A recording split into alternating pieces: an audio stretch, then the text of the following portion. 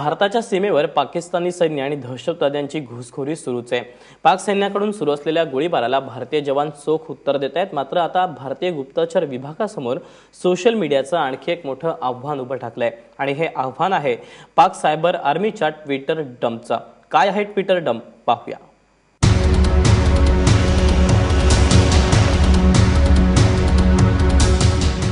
एकीकडे पाकिस्तानी लष्करानं आणि दहशतवाद्यांनी भारताविरुद्ध जमिनीवर युद्ध पुकारलंय, तर दुसरीकडे आणखी एक आर्मी भारताविरुद्ध व्हर्च्युअली लढतीये।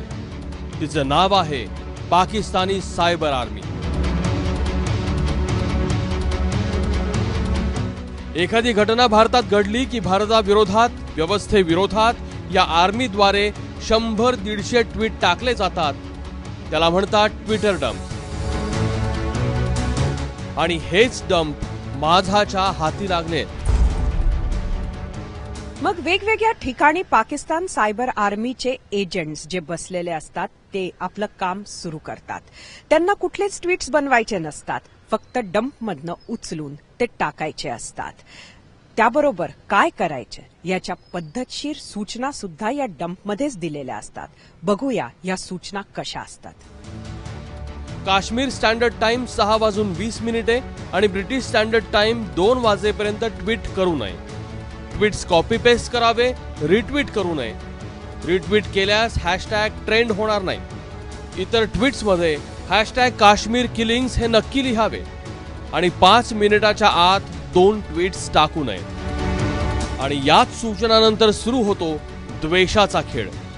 या आर्मीत काम करणारे हे काश्मीर किंवा इंग्लंडमध्ये असल्यानं त्यांना वेळाही ठरवून देण्यात आल्या आहेत। अशा प्रभावशाली आंतरराष्ट्रीय संघटना किंवा व्यक्तींना जर का टॅग केलं तर ट्विट हे जास्तीत जास्त लोकांपर्यंत पोहोचण्यास मदत होते। याचा सुद्धा पुरेपूर वापर पाकिस्तान सायबर आर्मी करत आहे। या ट्विटर आर्मीचा तपास आता भारतीय गुप्तचर खात्यानं सुरू केलाय, पण त्यासाठी ते ट्विटरवर अवलंबून राहू शकत नाहीत, कारण त्यासाठी किमान 3 वर्षांचा कालावधी लागेल। यातले काही ट्विटर अकाउंट्स तर रोबोटिक आहेत।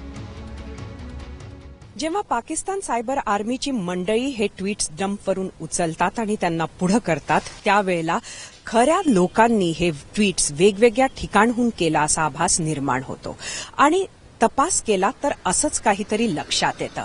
मात्र खोलवर तपास केल्यानंतर कळते की या अकाउंट्सचं कुठलंही लोकेशन मिळत नाही आणि ही मंडळी जोपर्यंत अशा प्रकारचे डंप हाती येत नाही तोपर्यंत किती मोठं षडयंत्र रचतात हे कळत सुद्धा नाही।